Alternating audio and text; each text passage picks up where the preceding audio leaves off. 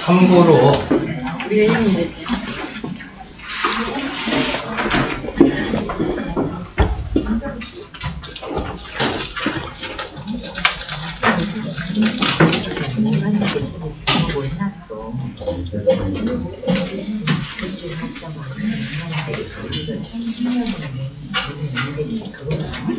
혹시 권리분석 책에 출력 어디까지 하셨는지 11페이지하고 12페이지 출력하신 분 혹시 가지고 계신 분들은요 11페이지에 제가 법정주택이라 해서 주택의 종류를 쭉 법령에 있는 내용들을 열거를 해드렸는데 참고로 11페이지 규모나 성능을 기준으로 A항에 토지임대부 분양주택이라고 있습니다. 이게 예전에는 12페이지에 보시면요 12페이지 하단 밑에서 세 번째 줄에 토지임대부 분양주택 공급 촉진을 위한 특별조치법이라 해서 이명박 정부 때 반값 아파트라고 해서 제공하겠다 해서 시작된 게 이 법이에요. 그 단행법으로 있다가 2016년 8월 12일에 그 법률 자체는 폐지되고 거기에 있던 내용이 11페이지 주택법 안으로 들어왔어요. 일부 필요한 부분만. 그래서 현행 주택법 78조 2항이 토지임대부 분양주택에 관련된 핵심 조문이면서 40년 이내의 토지임대차 기간 동안 지상권 성립한 것으로 본다는 얘기예요. 토지에 등기가 없어도 지상권 성립한 것으로 본다라는 특별법에서 유래된 조항이고 민법 622조가 건물 등기 있는 차지권의 대항력 조항이죠.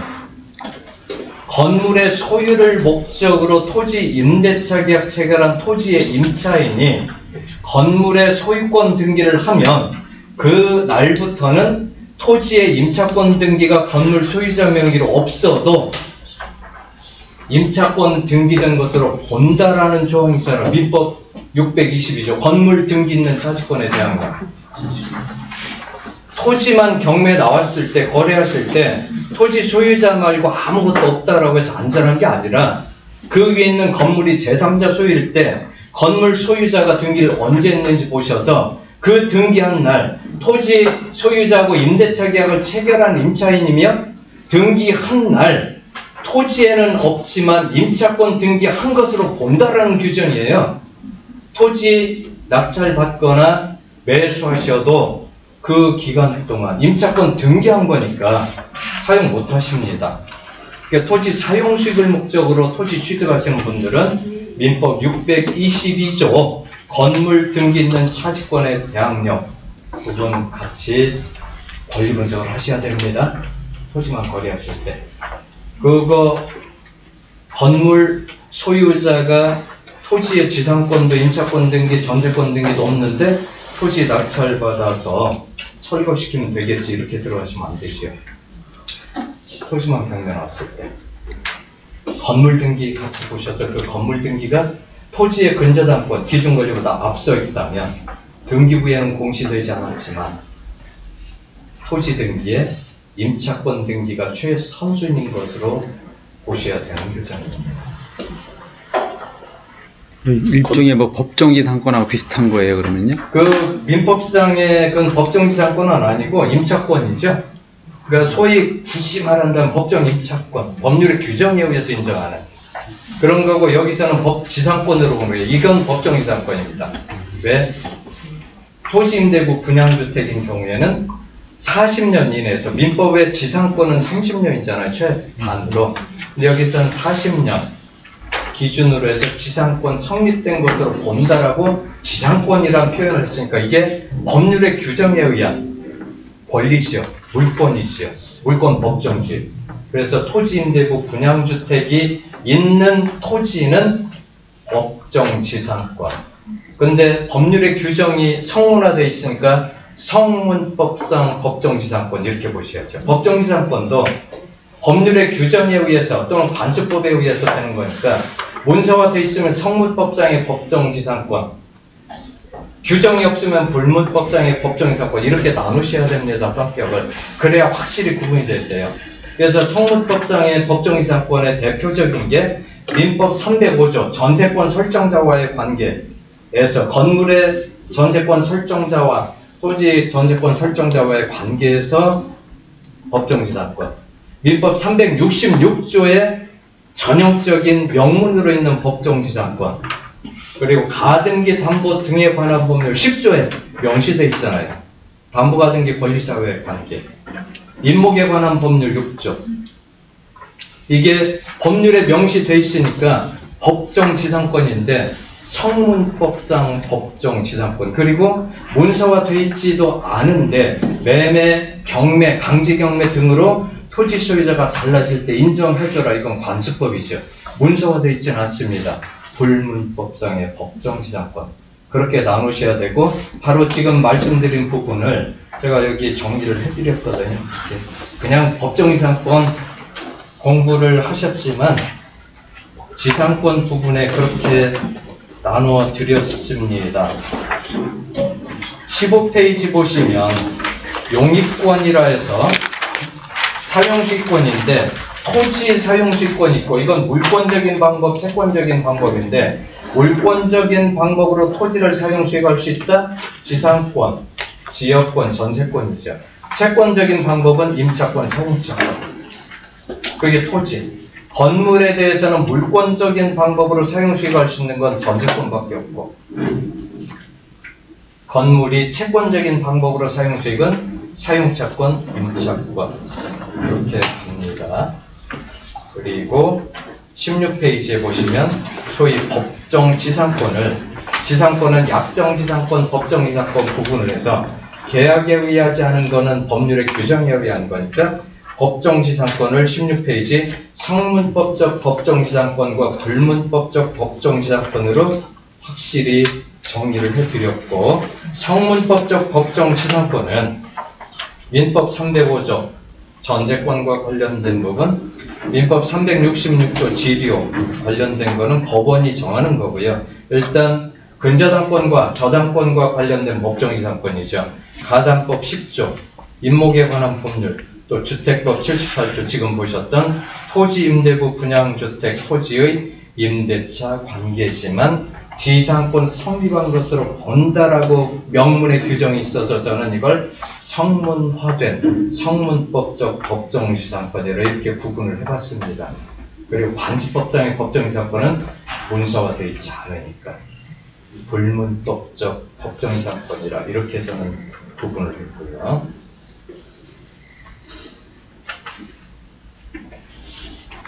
법정지상권을 특수지상권이라고 보시는데 저는 그냥 법정지상권도 저는 일반지상권이라고 보거든요. 제 기준으로. 그 안에 계약에 의한 건 약정, 법률의 규정에 의한 건 법정, 특수지상권은 17페이지 별도로 있죠.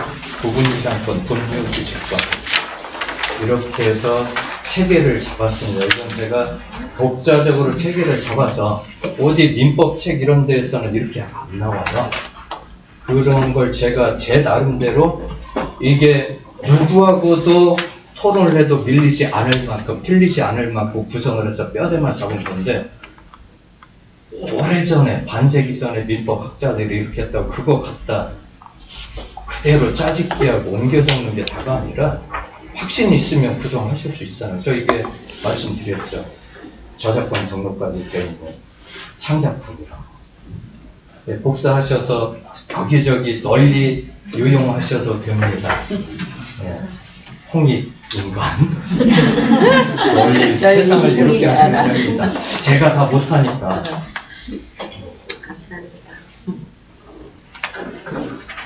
그 중에 하나 토지임대부 분양주택 관련한 경매 사건인데 한번 보셔야지요. 그래도 등기가 어떻게 되어 있는지. 그래야 등기가 이래 하시지 않겠고요. 아, 이거 주택법 78조 2항 예전에 토지임대부 분양주택 공급축제에 관한 특별 법이 있었는데 이게 아니고 지금은 이렇게 됐어라고 하실 수 있죠. 서울중앙지방법원 경매 사건입니다. 2017 타경 6550 이제 두인경내 유료 사이트 이걸 노출을 시켜버려. 녹화가 되고. 일단 이 사이트에서는요, 구성 방법이 다르죠. 대법원 경매 사이트에서는 한 가지인데 그걸 각 사이트마다 편집을 할 때, 구성을 할 때 약간씩 다르게 합니다. 대지권은 0이고 건물만 경매가 나온 거고요. 임차인이 설자, 한자, 외자시네요. 이 페이지 보시면 채권자가 있고 채무자, 그리고 매각 대상이 건물만 매각 이렇게 표현을 했어요. 대지권 매각지회 이렇게 했고, 아까 앞페이지 사이트에서는 대지권 0평방미터 해놓고, 낙찰자가 설자 한자죠. 임차인이 낙찰받으신 거네요. 이 건물을. 건물의 임차인이. 그 집합건물 등기가 3페이지입니다. 그러니까 집합건물은 일단 표제부가 두 곳이 있는지를 꼭 확인을 하셔야 되는데, 여기서 기준으로 보셔야 되는데 1985년 4월 11일에 집합건물의 소유 및 관리에 관한 법률이 처음 시행됐기 때문에 그 전에는 집합건물이긴 해도 실질적으로 집합건물이긴 해도 일반 건물 등기에 공시가 되어 있습니다. 변경 등기하지 않은 이상은. 그래서 집합건물은 표제부 두 곳 있는지 확인을 하시고, 첫 번째 표제부는 일동의 건물의 표시 표제부, 두 번째 표제부는 전유 부분의 건물의 표시 표제부인데 각각 일동의 건물의 표시 표제부와 연결해서 전유 부분의 건물의 표시 표제부와 연결해서 집합건물은 항상 입체적으로 건물 밑에 대지가 있어야 된다고 누누이 말씀드렸는데, 일동의 건물의 표시 표제부와 연결해서 있어야 될 어떤 땅 위에 있는지 대지권의 목적인 토지의 표시란이 없습니다. 그리고 그 토지의 대지권 지분을 비율을 표시해 줘야 되는 전유 부분의 건물의 표시 표시란에 연결된 대지권의 표시란이 없는데, 이게 일반 집합 건물이라면 이거는 대지권에 문제가 있는 거예요. 건물 낙찰받으면 안 되죠. 그러니까 이게 기본적으로 대지권 없는 거야, 문제 있어 라고 여기서 멈추실 게 아니라 토지 등기를 연락하셔야죠. 토지 직원은 있으니까. 강남구 자곡동 618번지. 근데 갑부에도 참고하실 만한 내용이 있었죠. 말소됐지만. 이 주택은 최초로 소유권 이전 등기가 된 후에는 토지 임대부 분양주택 공급 촉진을 위한 특별조치법이라고 해서 지금은 폐지됐지만 2016년 8월 12일에 폐지됐지만 그 당시에는 폐지되기 전 법이니까 거주 의무기간 이런 표현이 나오죠. 아, 이건 토지 임대부 분양주택이기 때문에 당연히 대지권하고는 연결되지 않지만 법정 지상권의 형태로 이 건물 사용하는 데는 40년은 문제가 없구나. 단 토지 임대료는 지불을 해야 되겠구나. 이렇게 알고 낙찰 받으시면 되죠. 소유권 이전이 100분의 1과 100분의 99에서 공동소유가 되어 있었는데 5페이지에 순위번호 9번을 보시면 금지사항 등기 말소 등기원인은 전매 제한 기간 도구화로 순위번호 10번에 임의경매 개시결정 기입 등기를 했고요. 이 경매 절차에서 이 건물의 임차인이 설자자가 낙찰을 받았다는 기록은 앞에서 확인을 하셨는데 제가 5페이지에 마지막 10번과 관련된 권리자 및 기타 사항란에 채권자 부분을 강조를 해드렸습니다. 이자, B자, 용자. 물론 이 채권자는 경매 신청한 채권자, 압류 채권자를 얘기하지만 왜 이자, 근자, 용자를 특별히 강조를 해드렸는지 다음 페이지 보시면요. 마지막 을구 3번이 뒷페이지 한 줄밖에 없는 거라 뒷페이지 한 줄에 있던 걸 앞쪽으로 편집을 해드렸습니다. 채무자가 설자, 균자, 억자고 각자, 경자, 주자. 이때 근저당권자가 이자, 근자, 용자죠. 이분이 경매 신청을 했는데 1번 저당권자 다르고 2번 저당권자 각각 다르지요.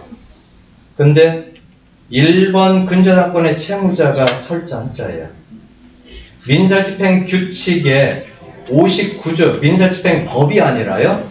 민사집행 규칙 59조를 보시면 그 당의 경매 절차에서 입찰 자격이 제한되는 세 가지가 규정되어 있습니다. 1호, 2호, 3호. 그 중에 1호가 채무자예요. 2호는 그 경매 사건을 진행하는 집행관, 그 물건을 감정하는 데 관여된 감정평가사 입찰 자격 없습니다. 채무자 입찰하면 안 돼요. 근데 설한 씨가 받았잖아요. 근데 받아도 됩니다. 왜냐하면 제 해석으로는요, 민사집행규칙 59조가 당의 경매 사건의 채무자인지 당의 물건의 채무자인지 구분이 없고 그냥 채무자예요. 1번 근저당권자 다르고 2번 근저당권자 다르고 3번 근저당권자 다른데 3번 근저당권자가 경매 신청했는데 그 근저당권의 채무자는 아니잖아요. 만약에 1번 근저당권자가 경매 신청을 했는데 거기서 설정자가 받았으면 이거는 무효겠지요. 여기서 이런 부분도 들여다보셔야 돼요. 만약에 이걸 집행법원에서 간과하고 매각 허가 결정을 내줬다. 불허가 사유거든요. 민사집행규칙 59조 1호 위반이라고 이해관계인이 불복을 하셔야 됩니다.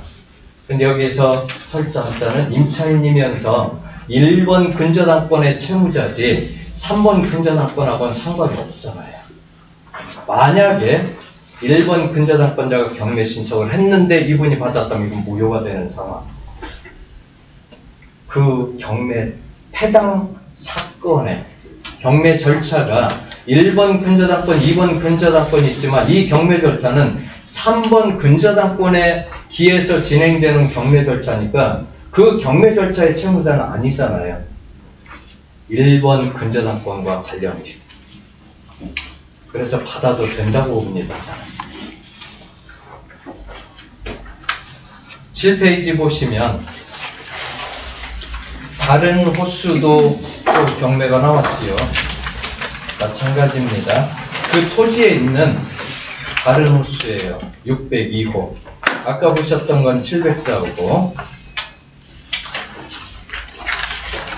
8페이지, 9페이지 보시면 매각물건 명세서가 있는데 비고란에 2호에 보시면 본건은 대지권을 수반하지 않는 구분소유 건물로 그랬으니 대지권 등기를 하면 안 되는 거지요. 대지권의 목적인 토지의 표시란도 있으면 안 되는 거고. 집합 건물 중에 대지권 관련된 부분이 등기부상에 연결되지 않다라고 해서 전부 위험한 것도 아니고 대지권은 분명히 인정이 되는데 LH에서 동공사 소유 토지를 장기 임대 조건하에 아파트를 건축하여 분양한 거기 때문에 토지 장기 임대 사용 중이다. 그래서 이게 토지 임대부 분양 주택이라고 보시면 되는 거고. 그러면 10페이지가 602호 등기죠. 여기도 똑같이 등기되어 있어요. 11페이지 토지 등기 간단하죠. 효재부와 토지개발사업 시행으로 인하여 갑구 LH 다음에 아무것도 없습니다. 그러나 이거는 토지 임대부 분양주택이기 때문에 이 건물의 소유자나 임차인이 물건 40년 동안 임대료만 제대로 지급한다면 사용하는 데 문제 없습니다. 이런 물건들도 경매 사건이기도 하고 혹시 일반 중개로 나올 수도 있거든요. 전매 제한 기간 해제됐으니까. 근데 제가 등기 권리 분석 말씀드릴 때 집합 건물은 꼭 표제부 두 곳 있는지 확인을 하셔야 되고 입체적으로 보셔서 대지권 관련된 등기가 없으면 위험하시다고 원칙적으로 말씀을 드렸는데 그 말씀만 기억하시고 이거 그냥 덮으시면 안 되고요. 토지 등기 열람하신 뒤에 토지 임대부 분양주택이면 건물 거래하시는 데는 아무런 문제가 없는 물건입니다. 토지에 다른 권리 설정은 그러면 못하는 거죠? 그렇죠. 하더라도 그게 토지 자체가 넘어갈 수가 없는 거죠. 그런 조건으로 토지를 그 토지 위에 건물을 지었기 때문에 이 토지는 어떤 행사도 하지 못한다라고 그건 또 주택법에 토지 임대부 분양주택 관련한 해당 토지에 권리관계에 나와 있어요. 근데 이걸 누군가가 또 가압을 한다던가 강제경매 신청을 문제가 되겠죠. 낙찰받아도 효력이 없는 거죠. 이런 경우는 40년 후에는 예. 물론 이제 땅 주인이 예. LH니까 예. 뭐 방법을 찾겠지만 예. 개인 같은 경우는 40년 후에는 그러면 멸실 신청을 하면 거기에 근데 거의 개인이 토지 소유자인 경우는 거의 없고요. 공공기관입니다. LH나 또는 뭐 지방 공기업 이런 데 관련해서 주택 사업을 목적으로 설립된 지방 공기업들도 많이 있거든요. 거기도 특수목적 법인이기 때문에 해당될 수 있고요. 나중에 어쨌거나 이게 저기 LH 거긴 하지만 예. 40년이 지났어요. 예. 그럼 지금 거기는 아파트들이 건물만 예. 계속 거래가 되고 있을 거잖아요. 예. 그럼 40년 후에는 뭐 재건축이 되더라도 예. 그런 권리나 이런 부분들은 예. 이 문제가 될 수 있는 요지가 아닌가요? 그게 이 건물이 전족 기간이 내용 연수가 아직 충분히 남아 있다면 재연장 가능하다고 40년 임대 기간. 그럴 수 있는데 40년 지난 뒤엔 거의 토지를 다른 방법으로 활용하겠죠. 임대차도 그렇게 조건을 해서 임대했겠고요. 그러면 거기에 저기 건물을 가지고 있는 소유주들은 예. 그 재산권은 어떻게 되는 그럼 거예요? 이제 만약에 재건축 재개발이 되면 입주권으로 대체가 된다는 거예요. 이런 거 피 거래하는 걸 봤어요. 예, 네, 그래서 예, LH에 가서 예. 피 받고 예, 오시면 그렇게 합니다. 임차 예, 그것도 인정해 주거든요. 네. 예.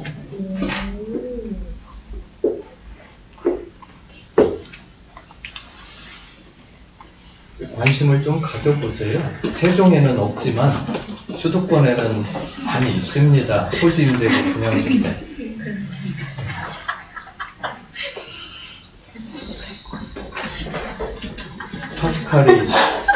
파스칼이 그랬습니다. 황새 책에서 표현할 수 없는 건 지식이 아니라고. 그걸 엮어서 지혜로 만드셔야죠. 그걸 엮은 게 지혜지요. 구슬이 3월이라도 뼈요. 색깔 구분도 안 하고 크기 구분도 안 하고 그냥 아 우리 집에 옥구슬 한 마리 있어. 그건 보배가 아닙니다. 그냥 보관이지. 마지막 자료 보십니다. 분량이 좀 많아요. 원래 오늘 주 테마가 이겁니다. 지금까지 하셨던 건 원효.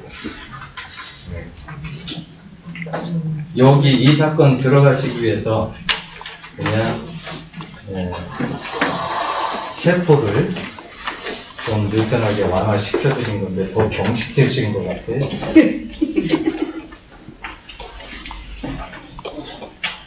상단에 주제를 피담보 채무 소멸한 무효 근저당권에 의한 임의경매.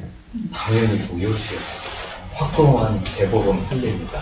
근데 이게 최선순위라고 한다면 기준권리가 될 수 없는데 이 근저당권 밑에 가처분, 가등기, 임차인 등이 있다고 해서 낙찰자가 대항력 없다라고 받았는데 소송을 통해서 이 근저당권이 무효로 밝혀지면 낙찰자는 전부 인수를 해야 되는데 바로 그런 부분이 최고가 매수 신고인이 된 뒤에 알 것 같다라고 하면 불허가 신청을 하셔야 되고 매각 허가 결정된 뒤에 그런 부분이 밝혀질 것 같으면 일단 매각 허가 결정 취소 신청을 하셔야 되고 매각 허가 결정이 확정된 뒤에는 바로 6호 사유 중대한 권리관계 변동 당연히 해당되는 거죠.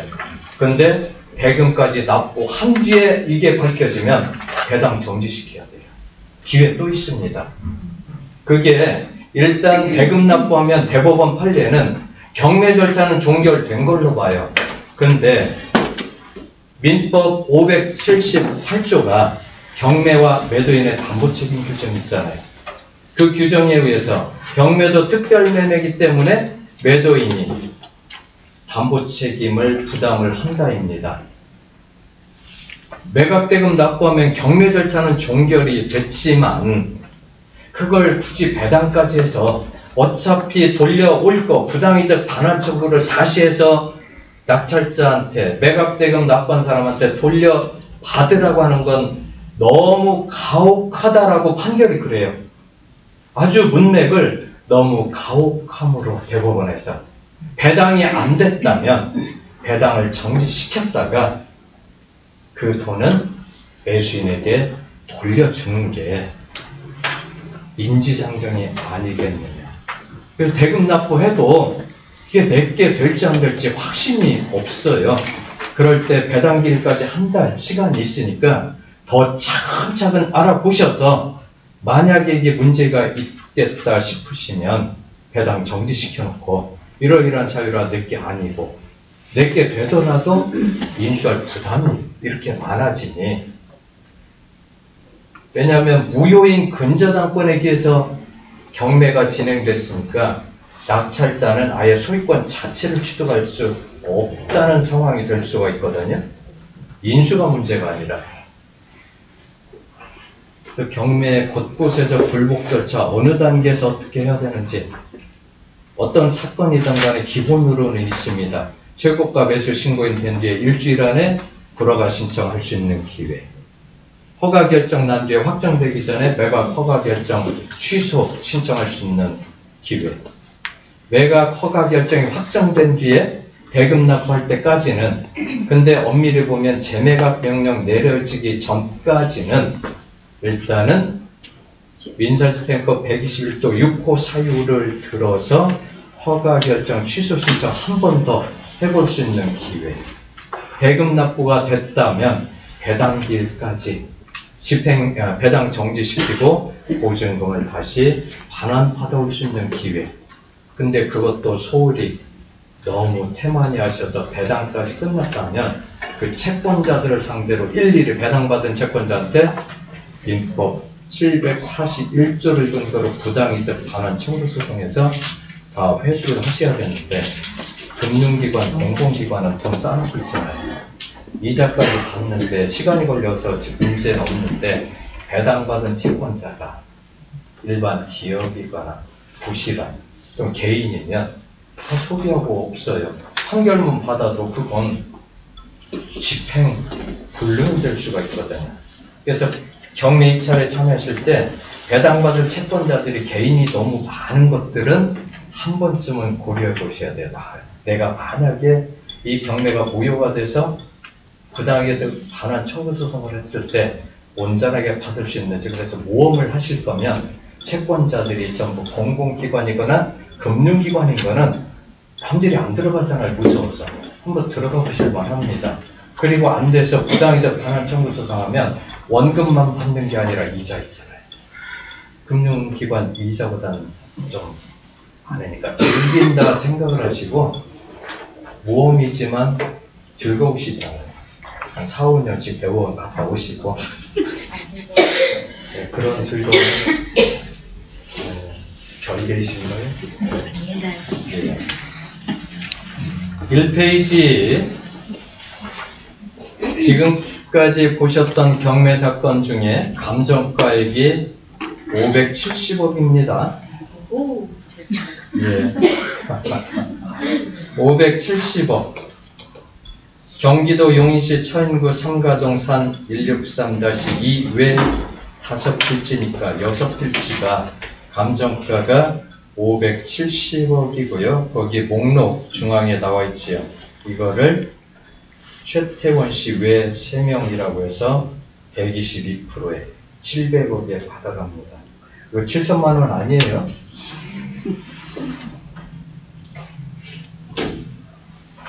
거의 억 단위에서 하시다 보니까 앞에 숫자가 둘이면 천 단위로 보시잖아요. 7천만 원. 맞아요. 그래서 입찰표 쓰실 때 7천 쓰신다는 게 700억 쓰시기도 해요. 그럼 잔금 못 내지요.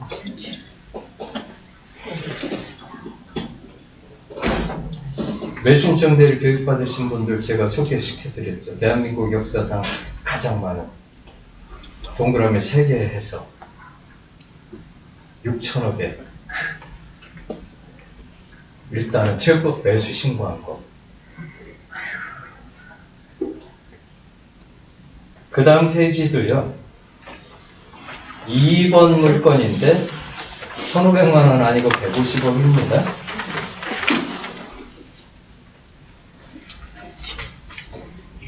3페이지 3번 물건. 이거는 익숙하시겠네요. 4억 3,400.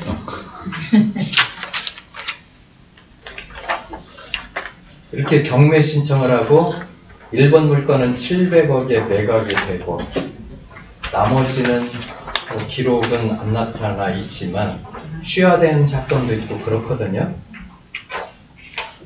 실제 등기 보십니다. 4페이지에 삼가동 산 163-2번지.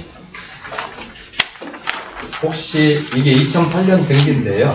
여기가 어디냐면 용인 좀 아시는 분들 용인 삼가 이 뉴스테이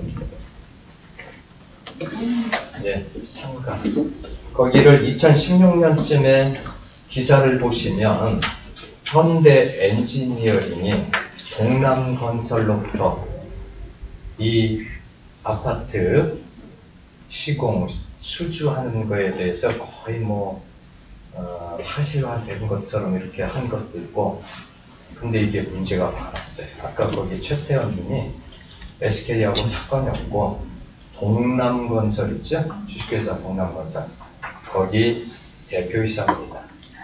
그리고 회장은 김화석. 인터넷 검색하시면 나올 거예요. 기사에서도 많이 문매를 맞았을 것 같은데 저까지 이렇게 해서 녹화가 되고 있으면 이제 그분들이 아까는 앞에 시간은 고모부들이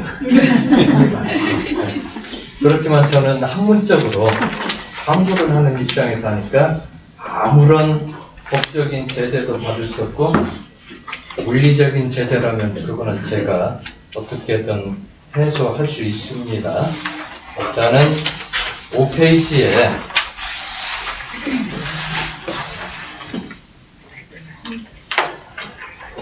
순위번호 70번에 2007타경 199-682 선행사건이 지분경매가 있었고 71번 사건이 지금 보셨던 2007타경 28979 채권자, 경매 신청한 채권자 두 분이 동남건설 임원이에요. 한 분은 대표이사, 한 분은 회장. 근데 이 기사를 보시면 정말 씁쓸해요.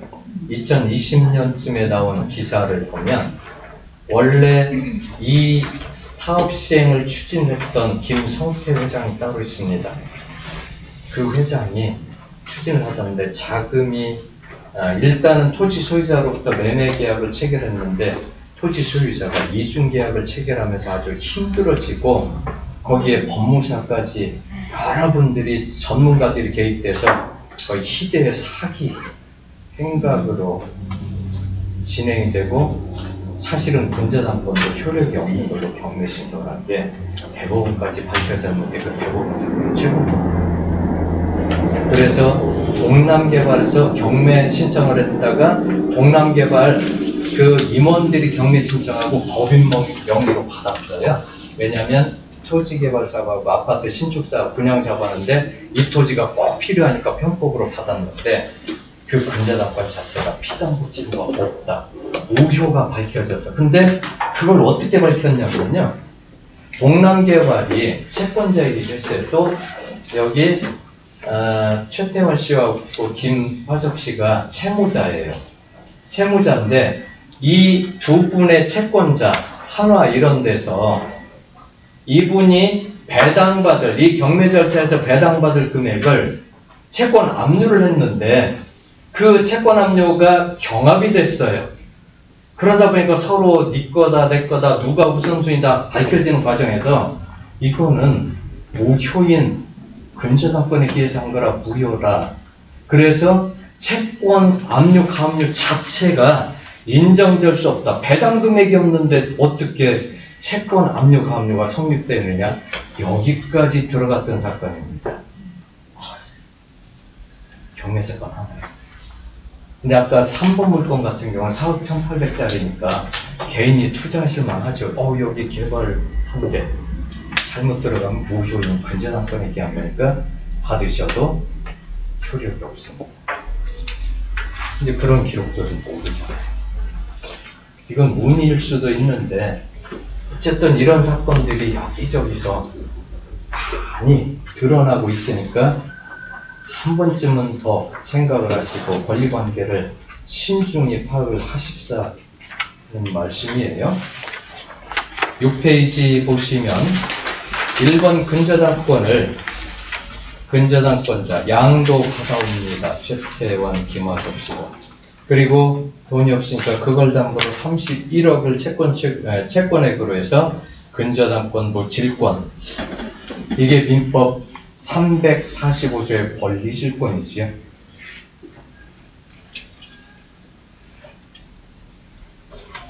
부기 등기를 해야 되는. 7페이지 다른 필지의 최근 등기를 보시면 폐쇄 등기인데요. 올 8월에 열람했습니다.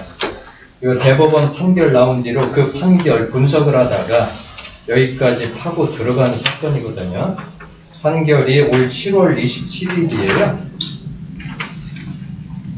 파기환 중이지만 소유자 김흥주 씨 8페이지 보시면 여기 또 경매 신청한 분 나오죠. 최태원, 김화섭 씨. 이게 아까 경매 사건 중에 2007타경 28979 경매 물건 중에 1, 2, 3번 중에 하나였겠지요. 직접 받아요. 경매 신청을 하고 다른 분과 함께 4분의 1씩.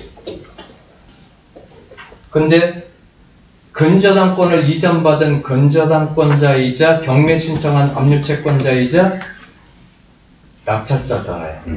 그러면 낙찰자로 소유권도 취득하지만 근저당권자이기 때문에 자기가 납부한 대금으로 배당도 받아와야 되는데 받을 수 있는 금액만큼은 상계 신청을 하면 되죠.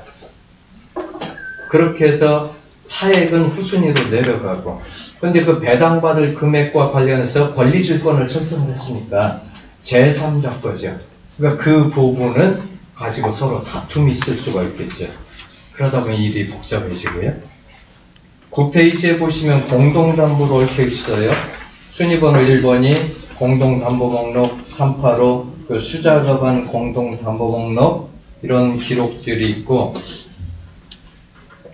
여기쯤 이렇게 말소장 폼에서 열람을 꼭 하셔야 되고, 말소된 거 하나하나 왜 말소됐는지 보셔야 되는데, 여기까지 보시면 이제 이거 안 하고 싶으실 것 같아요. 복잡하니까.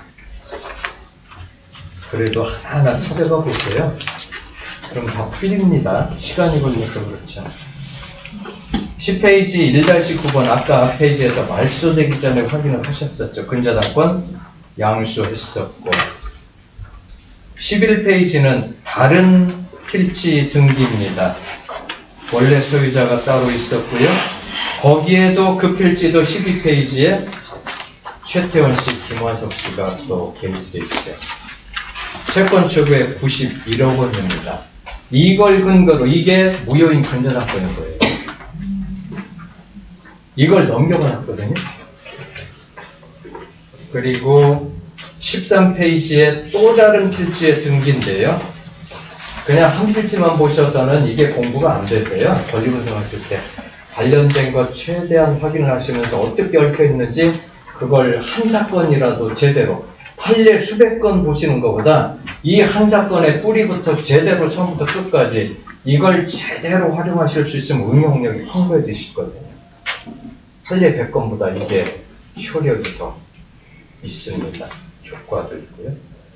14페이지 보시면 가등기가 있었고 그 가등기를 넘겨받았다가 가등기에 대해서 또 가처분을 하기도 하고 15페이지까지 소유권 이전 청구권 이전받은 4-5번의 가등기 권리자들이 본등기를 해가지요. 이건 아까는 낙찰을 받아갖고 가등기 하나만 가지고도 그 청구권 압류하기도 하고 양도하기도 하고 다양한 권리관계가 부기등기로 형성이 됩니다.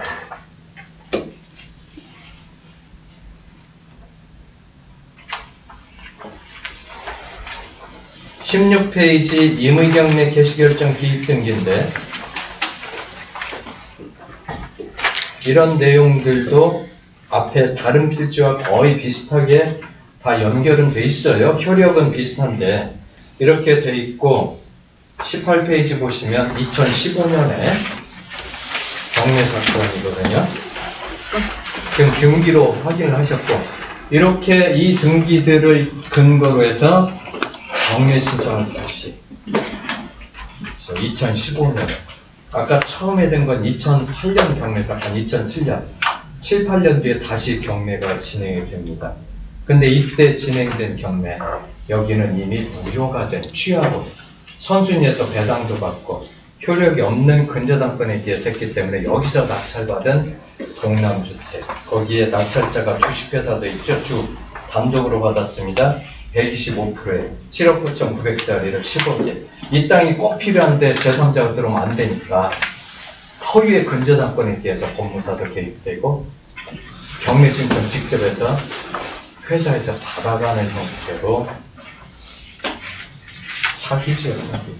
법원을 기망했으니 소송 사기죄도 될 수도 있겠고 저는 조심스럽게 19페이지의 등기 계속 이어지는데 20페이지에 보시면요. 순위번호 23번에 종전의 경매 개시결정 기입등기가 말소가 되는데 매각으로 말소가 되는 게 아니라 24번에 취하로 됐거든요. 그 당시에 취하가 됐으면 그 당시에 근저당권은 배당을 다 받았으니까 이 근저당권은 말소를 시켰어야 되는데 말소시키지 않고 21페이지에 그대로 있습니다. 이걸 근거로 경매 신청을 하게 된 거예요. 그래서 어떤 사건이든 어떤 물건이든 등기를 보시다가 그 물건에 예전에 경매 신청을 한 번이라도 했던 흔적이 있으면 그 경매 절차가 온전하게 종결이 됐는지 공동담보로 얽혀 있으면 여러 개의 물건 중에 경매 신청을 다 했다가 그 하나만 매각이 된 데에서도 근저당권, 피담보 채권 전부 회수가 됐으면 그 다음 거 말소시켜야 되는데 안 하고 그대로 있는 등기가 의외로 많아요. 그리고 근저당권자가 계속 거래를 하죠. 소유자고. 그러면서 여기 있는 근저당권 그대로 경매 신청을 하는 경우가 있어요. 그랬을 때 무효등기 유형 문제인데 그 사이에 그 근저당권 등기된 날이 아니라 무효인 근저당권을 다시 활용하기로 했던 합의가 언제 됐는지 그건 등기도 한대요. 그런 내용들하고 선순위냐 후순위냐 이 부분을 판단하는데 이런 내용들이 연결이 됩니다. 21페이지 순위번호 33번 이 경매 신청 자체가 무효라는 거예요. 1번 근저당권이 이미 피담보 채무 소멸된 상태입니다. 22페이지 또 다른 등기고 23페이지가 아까 1번 물건, 2번 물건, 3번 물건 중에 1번 물건만 매각되고 나머지 물건들은 이것도 취하됐잖아요. 그 당시 2013년 거 그리고 그 전 거 2007년 건 기각결정이라고 나와 있어요. 상단에 26번 등기는 여기서 안 드렸지만 전부 무효인 근저당권이 공동담보로 여러 필지에 있는 거 이걸 다시 경매 신청을 해서 이 땅이 필요하니까 직접 받아간 겁니다. 동남에서. 24페이지가 지금 여기 제가 드린 게 43페이지 분량이지요. 총 많지요. 엄두가 안 나시죠, 보시기에. 저한테 그 말씀하시면 안 됩니다. 제가 이 사건을 24페이지, 5페이지에 목록 보이시죠? 이 사건과 연결된 가처분 일반 다른 사건들 판결문, 결정문 다 입수해서 다 분석을 해서 이걸 정리를 했어요. 그래야 한 사건이 제대로 간접이지만 그래 어디 가서도 말씀을 하셔도 밀리지 않는 거예요. 이걸 대법원에서 법원에서 표를 작성해 준 게 아니라 이 사건 순서대로 이해관계 순서대로 이 사건이 도대체 대법원 판결 나온 거는요. 어디서부터 제가 이 분석을 시작을 하게 된 근거냐면 26페이지부터 30페이지까지 이 판결문 하나 최근 판결 보고 여기에 담겨 있는 거 어떻게 됐길래 피담보 채무 소멸한 근저당권이 무효가 되기까지 갔는지 뿌리를 알아야죠. 그래서 이거 역추적 하다 보니까 여기까지 거슬러 올라가고 등기부에 있는 가압류 가처분 사건 다 결정문 신청해서 취합하니까 그 결정문에 누구누구와 어떤 다툼으로 인해서 어떻게 해서 승소했다 패소했다 다 나오거든요. 하급심에서 그거 다 해서 정리를 했더니 1번부터 거기 24페이지가 핵심인데요. 4페이지 5페이지가 피담보 채무 소멸 무효 근저당권 임의경매 사건 주요 사건 요 여기라 해서 2023-28107 판결 해당 물건은 448번지 147-4번지 산 163-2번지 첫 번째 사건이 수원지방법원 2015 타경 6011부터 잘못된 거예요. 접수 날짜 2015년 2월 5일 종국 2월 9일 그게 개시결정과 기입등기 날짜 당사자 경매 신청한 채권자 최태원 김화선 채무자 3주산의 우회 피고 채권 최고액 91억 원 말고 후순도 있었습니다. 이게 두 번째 사건은 배당 이율. 이 사건에서 당연히 배당 이율. 그래서 하나저축은행이 배당 이익 제기해서 대법원까지 갔다 옵니다. 상대는 김화석, 최태원 씨. 경매 신청한 채권자가 근저당권자였었으니까 배당 받아가는 거 왜 거기 배당 주느냐. 내가 채권 합의했는데 나한테 줘야지. 그렇게 해서 다툼이 시작됐는데 거기서 파헤치다 보니까 근저당권이 무효라 줄 게 없는데 니들 왜 다투냐 이거예요 결론은. 세 번째 평택지원의 처분금지 가처분 김상배 씨. 네 번째 사건 이것도 2심까지 가고 다섯 번째 또 소유권 이전 등기 청구 등 김성태 씨 있죠? 이분이 피해자예요. 사기 피해자. 검색하시면 나올 겁니다. 대법원까지 갔어요. 삼보 HD 외 이중 계약을 한 이 분들을 상대로 6번에 가처분과 관련해서 또 동남개발이 등장을 하죠. 25페이지 7번 배당이의 금강 리빙스텔 8번 배당이의 하나저축은행 서왕식 씨 상대로 별도로 9번 사건 또 배당이의 대법원까지 갔다 왔지요.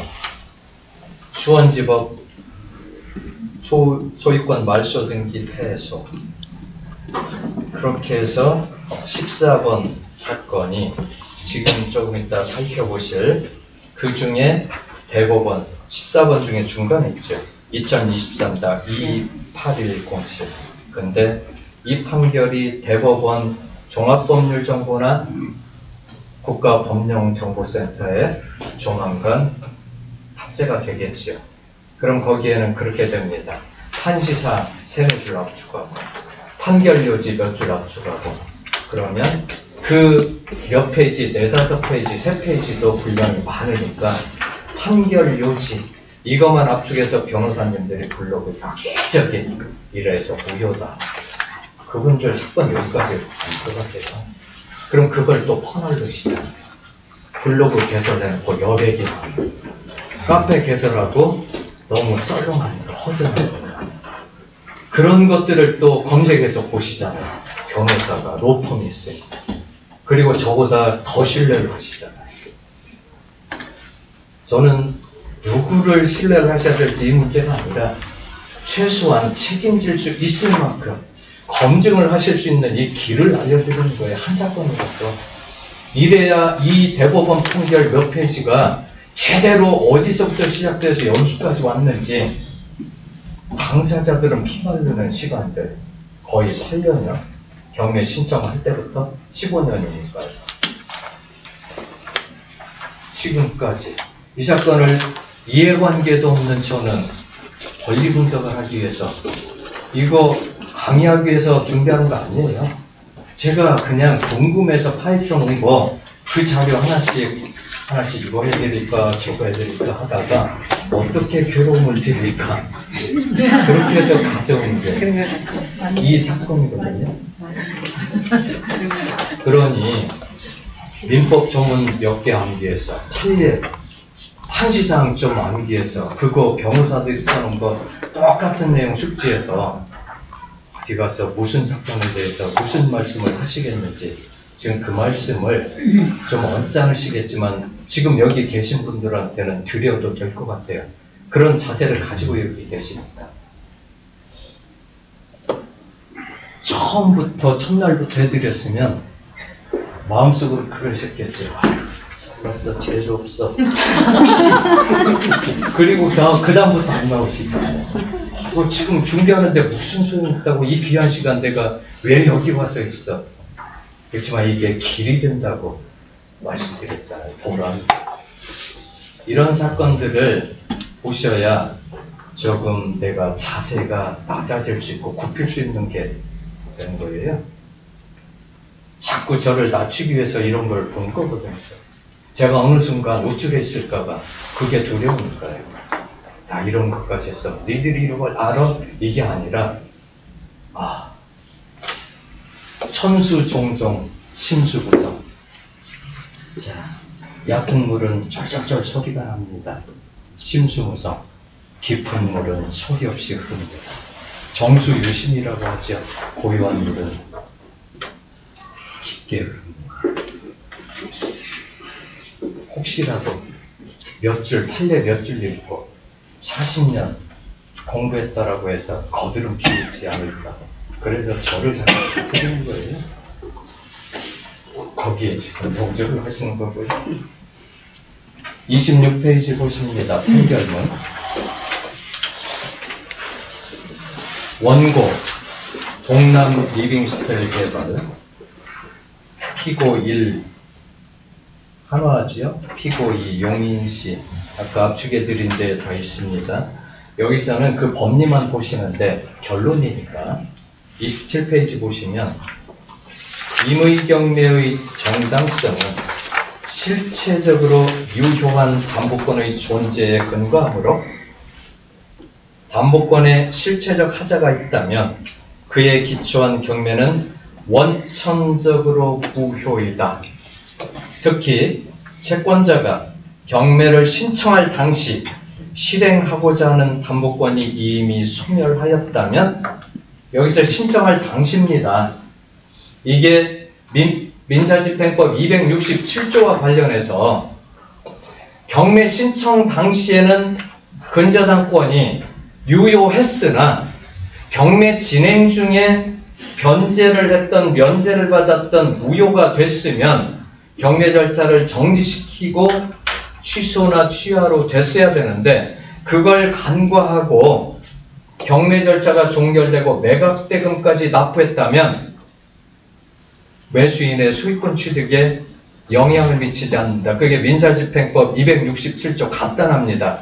담보권의 소멸로 영향받지 않는다예요.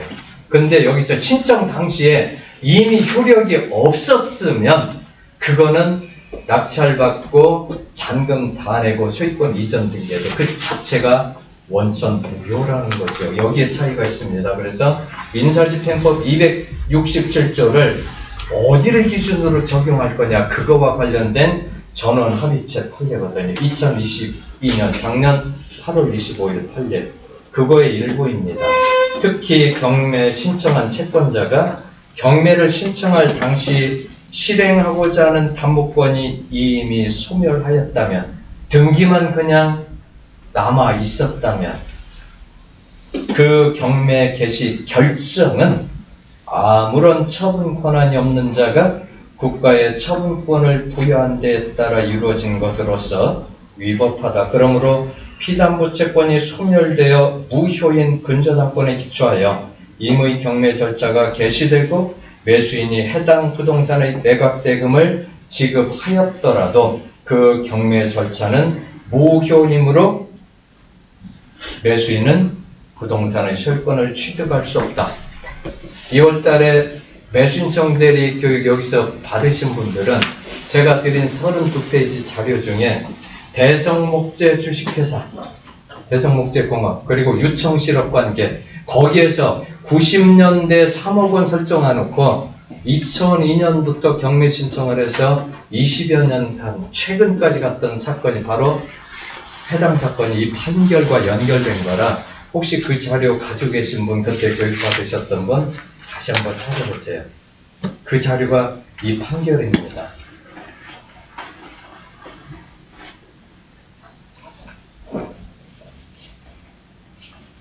다음 페이지 보시면요. 압류 당시 피압류 채권이 존재하지 않는 경우라고 하니까 근저당권부 채권을 압류를 했는데 압류 당시에 이미 근저당권이 피담보 채무가 없는 상태인데 근저당권부 채권 어떻게 압류가 되며 피압류 채권이 되냐는 얘기죠. 그래서 받아갈 것도 없다. 이게 무효이기 때문에 이 얘기들을 대법원 판결로 하는 거고 거기에는 채권 압류 부분이 섞여 있으니까 좀 깊이 들어가셔야 돼요. 이거. 그냥 여기서 이 판결에서 하는 얘기는 경매 신청 당시 개시결정도 아니고 등기할 당시도 아니고 경매 신청을 하겠죠. 근저당권자가. 경매 신청 당시에 이미 무효였으면 등기는 그대로 있지만 그렇게 해서 신청하는 게 많이 있으니까 소멸된 근저당권에 의해서 신청한 경매는 무효고 배당사돼도 무효고 소유권 이전 등기에도 무효라는 것만 기억하시면 됩니다. 그러면 그게 선준위에 있을 때 기준권리가 될 수 없는 거죠. 그래서 기준권리를 암기하셔서 되는 게 아니라 실질적으로 선준위에 저당권, 근저당권이 있어도 효력이 있는 근저당권인지까지 파악을 하셔야 입찰자가 온전한 소유권을 취득할지 아닐지 근저당권보다 후순위에 있는 가처분, 가등기, 임차인을 승계를 할지 안 할지 판단이 되겠지요. 31페이지 보시면 신청사건 처리 중이라 해서 주의사항 이 부동산은 소유권 이전 사건 1085-185, 1085-175 이 소유권 이전 사건이 접수되어 처리 중에 있습니다. 라고 되어 있고요. 무효이긴 한데 이게 수용으로 인해서 다행히 그냥 개발 작업은 진행이 돼요. 수용은 민법 187조 법정물권 변동이자 상속, 공용징수, 판결, 경매 그 공용징수가 행정법에서는 수용이라는 거죠. 민법에서는 공용징수를 했지만 그래서 거기 내용을 가처분 해놨었는데 내용을 보시면 수용으로 인해서 이게 나중에 이전됐다는 등기, 이전 등기 사건이고요. 등기용지 과다로 말소한 등기 후에 현재 유효 내용을 보시면 34페이지, 5페이지 가처분 다 말소됐죠? 36페이지 보시면 수용이라고 나오죠? 9번,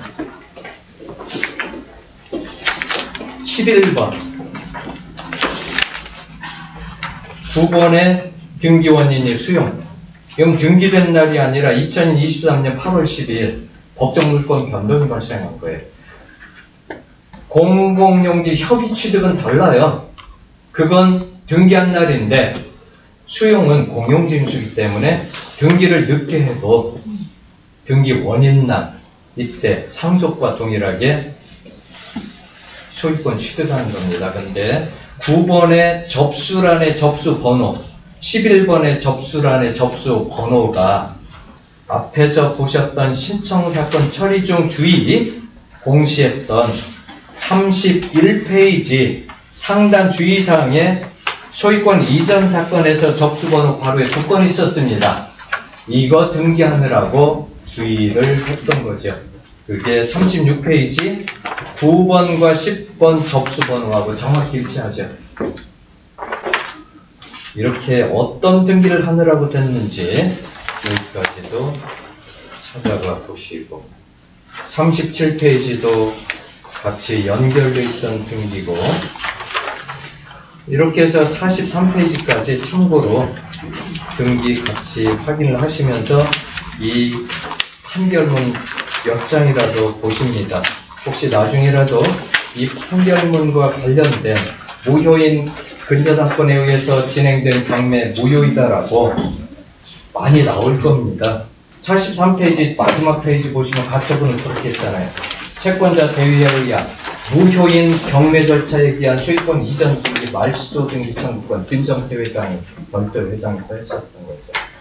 그래서 그런 판결과 관련된 압축된 내용이 블로그나 변호사님들 이런 카페에 이 사건 번호와 관련해서 올라와 있으면 그분들보단 자료를 그래도 이 43페이지지만 많이 보신 분들이실 거예요. 그분은 그냥 판결문 나온 거 압축해서 블로그에 한 페이지 정도 소개를 한 거지. 그래도 물건이 어떤 물건인지 추적을 해서 경매사건 토지 등기라도 한번 보셨습니다. 얘기하시면 또 자부심을 가지셔야 돼요. 힘도 내시고 변호사님이라고 주눅드시면 안 됩니다. 잠깐 쉬셨다가 보실 수 있습니다.